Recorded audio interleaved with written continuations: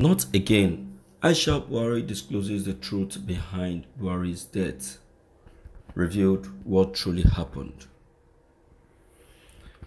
Good day, my dear listeners in the house. It's a pleasure meeting you all still on this very platform this very morning.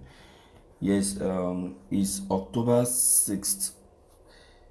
This broadcast is coming to you through a content prepared by Joan Kīll. Well, we want to first of all appreciate you for your kind gesture and your opinion that you have been sending to us through your comments.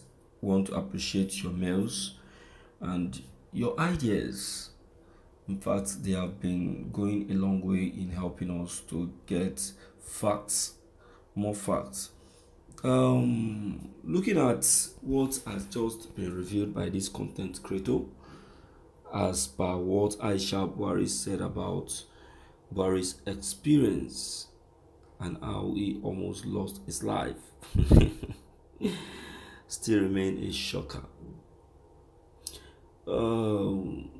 Is she trying to say that her husband is dead, or is she trying to say that the person in Asurok is not Buhari, or is she trying to say that Buhari almost lost his life?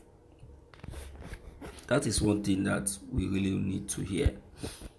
All right, let's quickly check on the content and understand where she is driving at. This is morning news. President Muhammad Buhari's wife Aisha has revealed the specific disease that the president battled for years.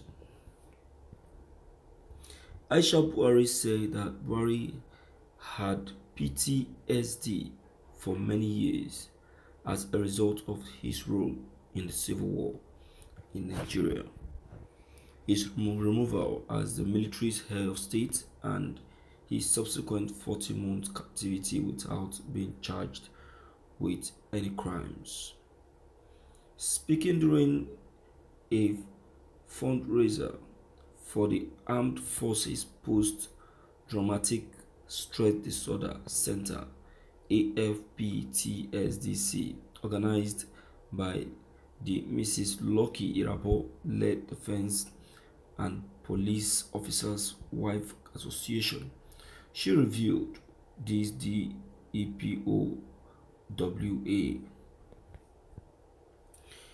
She described how early on in her marriage to Buhari she experienced the effect of PTSD.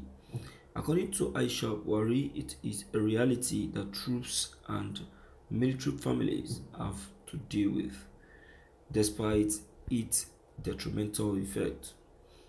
I am a wellness professional and a wife of a serving or former soldier, so I am aware of the difficulties PTSD causes for military families and the general public. Before being toppled in a coup d'etat, my spouse spent 27 years serving in the Nigerian army. He controlled Nigeria for 20 months, spent 30 months fighting a civil war without receiving any rehabilitation, and spent 40 months in prison without being told what his crime was. We got married a year after he was released from prison, and I spent 19 years living in his home as his legally wedded wife. I experienced the effects of PTSD because after going through all of this, and at the age of 19, telling someone who was a previous head of state and commander-in-chief of Nigerian Armed Forces that he was mistaken is the first mistake you would make. So at the age of 19, I had to learn how to tell someone of his caliber whether they were right or wrong. And that was the start of my offense in his home. After running for office in 2003 and failing again in 2007, again in 2011, and again without receiving any form of rehabilitation. I eventually decided to become a physiotherapist. You can see myself at 19 dealing with someone who went to war, endured a coup d'etat, lost a number of elections, and then in 2015 made it to the villa in Nigeria and Africa. It is problematic for a woman to tell someone that something is properly or is proper a wrong. Aisha Buhari, nobody is saying that President Buhari is not a soldier, and nobody is saying that you never went through all of this. We are talking about the present here. You see, Buhari is a headstrong kind of person.